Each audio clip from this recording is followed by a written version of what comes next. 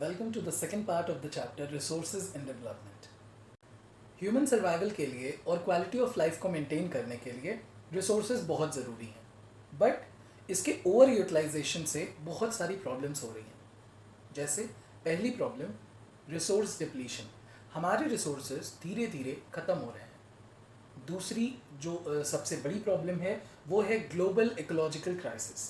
इसमें आप global warming ले सकते हैं, ओजोन लेयर डिप्लीशन ले सकते हैं। तो ये ग्लोबल इकोलॉजिकल क्राइसिस जो है वो ओवर यूटिलाइजेशन ऑफ रिसोर्सेज की वजह से हो रहा है। तीसरा बहुत बड़ा प्रॉब्लम है कि जो रिसोर्सेज हैं हमारे, उनका एक्यूमुलेशन कुछ हाथों में रह गया है। मतलब कि कुछ लोग बहुत एक्सट्रीम रिच होते जा रहे हैं और कुछ लोग जिनके पास रिसोर्सेज नहीं है वो पुअर पे पुअर होते जा रहे हैं। नेक्स्ट टॉपिक है हमारा सस्टेनेबल डेवलपमेंट। सस्टेनेबल डेवलपमेंट ऐसा डेवलपमेंट होता है जिसमें कि जितने भी रिसोर्सेज हैं वो हमारे फ्यूचर जनरेशन के लिए भी बच सकें। हमको इस तरह से अपने इन्वायरमेंट को रखना है कि वो डैमेज ना हो और हम अपने रिसोर्सेज को फ्यूचर जनरेशन के लिए भी संभाल करके रख सके। यही होता है सस्टेनेबल डेवलपमेंट। इसीलिए रिसोर्स प्लानिंग बहुत ज़रूरी है। नेक्स्ट टॉपिक है हमारा रियो द जनेरो अर्थ समिट 1992। ब्राज़ील के रियो ड जनेरो में United Nations conference on resource in development UNCED हुआ था 1992 में। इसका जो मेन ऑब्जेक्टिव था वो ये था कि किस तरह से हम लोग सस्टेनेबल डेवलपमेंट को प्रमोट कर सकते हैं। लगभग 100 देशों से भी ज़्यादा देश के लीडर्स आए थे और इस कॉन्फ्रेंस में शिरकत किए थे। और यहाँ पे इस कॉन्फ्रेंस में जितने भी अर्जेंट प्रॉब्लम्स थी ग्लोबल लेवल पे उसको डिस्कस किया गया था। और इस कॉन्फ्रेंस ने ग्लोबल फॉरेस्ट प्रिंसिपल और एजेंडा 21 को अडॉप्ट किया था। Now what is agenda 21? ये एक डिक्लेरेशन है जिसमें गाइडलाइंस हैं कि कैसे इन्वायरमेंट को हो रहे डैमेज, पॉवर्टी और डिजीज को दूर किया जाए ग्लोबल कोऑपरेशन के साथ। इसका एक मेजर ऑब्जेक्टिव है एजेंडा 21 का कि ये इस एजेंडा 21 में ये लिखा हुआ है कि जहाँ पे भी ये एजेंडा 21 फॉलो किया जा रहा है वहाँ पे लोकल लेवल पे एक एजेंडा 21 तैयार किया जाए और उसको फॉलो अप किया जाए जिससे कि वहाँ के जो लोकल प्रॉब्लम्स हैं वो सॉल्व किए जा सकें। नेक्स्ट टॉपिक है हमारा resource planning in India. Resource planning in India को हम 3 स्टेप्स में समझेंगे। पहला step, identification of the available resources. जितने रिसोर्सेज इंडिया में अवेलेबल हैं पहले उसे आइडेंटिफाई किया जाए। दूसरा step, planning of resource development. जितने भी रिसोर्स आपको डेवलप करने हैं उसके लिए आप एक प्लान तैयार करिए।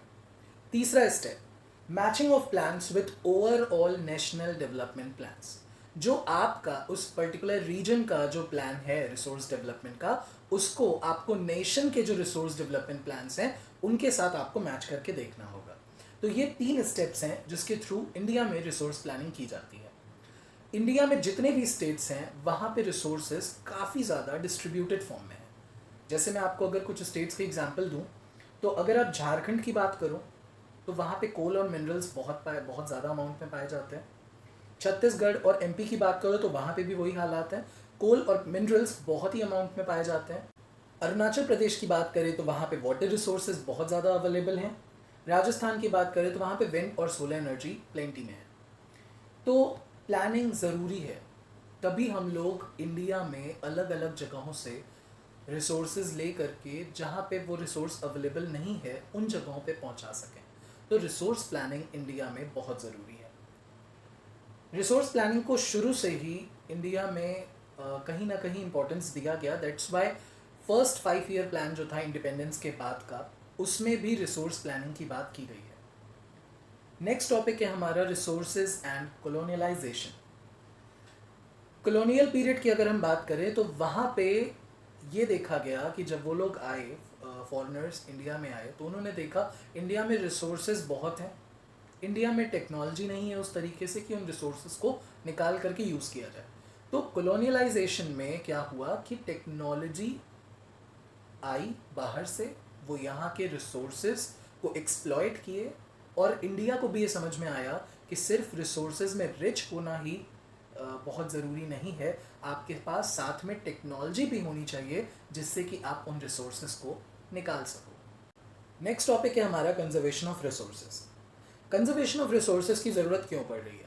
क्योंकि रिसोर्सेज का ओवर एक्सप्लॉयटेशन हो रहा है। उसके रीजंस क्या हैं कि पहली बात, इरैशनल यूज़ हो रहा है, इरैशनल कंजम्पशन हो रहा है रिसोर्सेज का, और दूसरी बात कि ओवर यूटिलाइजेशन ऑफ रिसोर्सेज हो रहा है, जिसके वजह से सोशियो इकोनॉमिक और इन्वायरमेंटल प्रॉब्लम्स सामने आ रहे हैं। गांधी जी ने इस बात को काफ़ी सीरियस लेते हुए एक लाइन कही थी कि there is enough for everybody's need but not for anybody's greed. Gandhi ji ने बताया था कि जितने भी ग्रीडी और सेल्फिश पीपल हैं, मतलब उनको ब्लेम किया था गांधी जी ने कि ये लोग ही रिसोर्सेज पूरी तरीके से ख़त्म करते जा रहे हैं, ओवर एक्सप्लॉयटेशन कर रहे हैं, और उन्होंने बताया था कि टेक्नोलॉजी अच्छी है, लेकिन टेक्नोलॉजी का ये जो एक्सप्लॉयटेटिव यूज़ हो रहा है रिसोर्सेज को निकालने में, ये बहुत ही ज़्यादा खतरनाक है। इसीलिए गांधी जी हमेशा मास प्रोडक्शन के खिलाफ थे। उन्होंने सपोर्ट किया प्रोडक्शन बाय द मासेस, मतलब कि ज़्यादा से ज़्यादा लोग इन्वॉल्व हों प्रोडक्शन में, ना कि मशीन से मास प्रोडक्शन किया जाए। नेक्स्ट टॉपिक है हमारा international initiatives for conservation of resources. इसको हम लोग ईयर वाइज देखते हैं। सबसे पहले बात करेंगे 1968 की। द क्लब ऑफ रोम, ये एक एनपीओ है और इसने सबसे पहले रिसोर्स कंजर्वेशन पे बहुत ही इंपॉर्टेंट डिस्कशंस कराए थे।